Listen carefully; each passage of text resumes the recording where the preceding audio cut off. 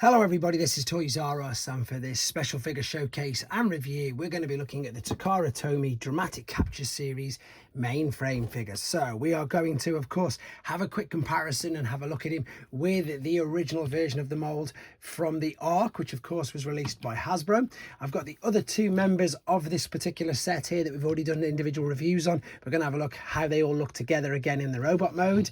For those of you that are unaware, that this mainframe figure is directly based on the original 1990s Action Master figure, so we'll see that in quite a bit more detail. You can tell there by the same color scheme. But we also, before we get started, I definitely need to thank In Demand Stores in the UK, which is where I purchase this from, and also to remind anybody who's not subscribed to the channel, if you'd like to hit that subscribe button for me now please, because it really will help me out. And as you can see, we have this stunning box in front of us, so we've got to have a look at that first and foremost. So for those of you who are unaware, this is a Takara Japanese exclusive. It seems to be a series, as it's saying there, Dramatic Capture. We've already had the Decepticons at the bridge, and we know we're getting a triple takeover Decepticons coming soon as well. So the artwork is stunning. It's just beautiful, to be fair. And what they've done is Takara Japanese tend to take their figures that have already been released and then give them a bit of a premium paint job, which you can tell they have right here by these figures as well. So this is the outer sleeve, and then on the inside, again, if you've seen the other videos you'll have seen this, but if you've not, I want to show you this anyway.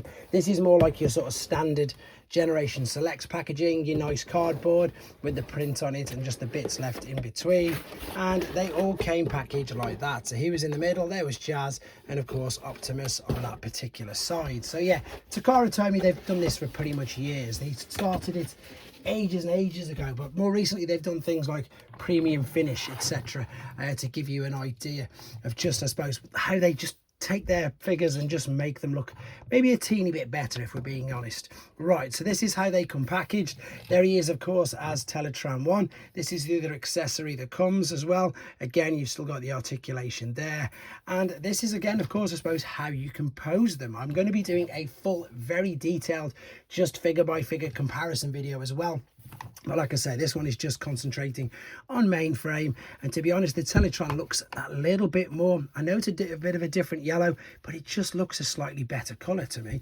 It looks like the details on here are much more, I suppose, apparent, and yeah, it is very hollow at the back, because I suppose what they've done, they've managed to do something really clever. This is still there, of course, from the original, but there's no mention of it at all, really, in this particular set.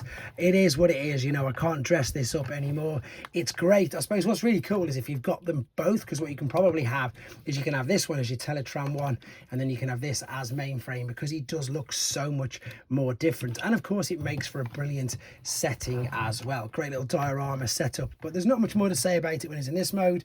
Let's have a look at him in his robot mode and just see how much better he does look.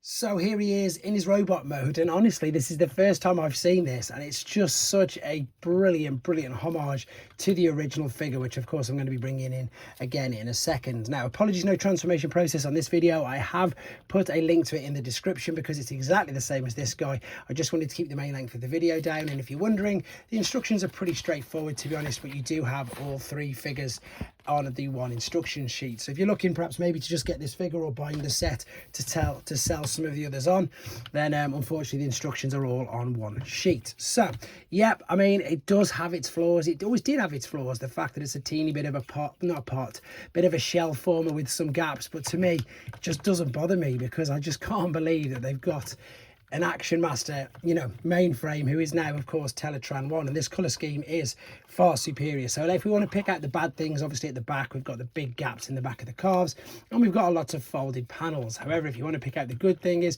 you can't really see them from the front. And okay, he's got some nice chunky legs, but it just, as I say, it just doesn't affect my opinion on him at all. The head sculpt is brilliant. It will go all the way around. It doesn't really look up and down. The shoulders are of course restricted by this at the back, but you can still swivel there. You've still got some bicep flexion. The wrists don't swivel. There is, if you just move this out of the way, there is a full waist rotation, and the reason for that is of course for the transformation, but I suppose you probably wouldn't want to, let's be honest, because if you did move this out of the way, there's going to be, yeah, there's just too much kibble there, so it doesn't really make much difference. But there is a waist swivel there if you wanted to be able to position him. Legs will kick all the way up. part of the way back, thigh cut, knee bend, and as you can see, the feet, the ankle tilt, rock, etc. is all there, no issues whatsoever. So yeah, there's a few things hanging out the back, etc. But if we bring in the other guy, they look like two completely different figures. I say this quite a lot, you know, sometimes it's crazy what paint apps can do to a figure, and the difference is nuts, to be honest. It is absolutely nuts.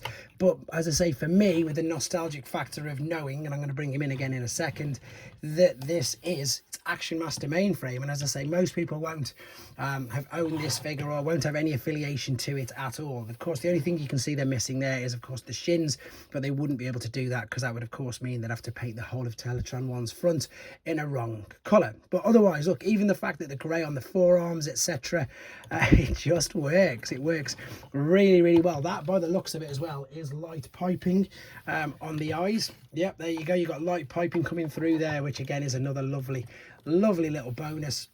And to be honest, it's just made my decision all the more simpler. He is 100% going to be displayed in his robot mode because it just, yeah, the homage is fantastic. And again, when you get them in this particular mode, like so, you can see that again they all do look very, very good together. With regards to a few other figures, to give you an idea, I suppose, of size and height, oh, as he knocks over Jazz, he's a good Generation 1 Optimus Prime sort of size figure, but he's obviously let me just bring out some other figures. Yeah, he's a good standard, you know, deluxe, maybe slightly bigger due to the fact that he's got obviously a lot of folding parts, etc. He's much bigger, I would imagine, than Hound, who I'm about to bring in. Yeah, so he's a good solid deluxe size figure, to be fair. He's probably, in all honesty, I would have thought for most people going to be the weakest out of the set of the three.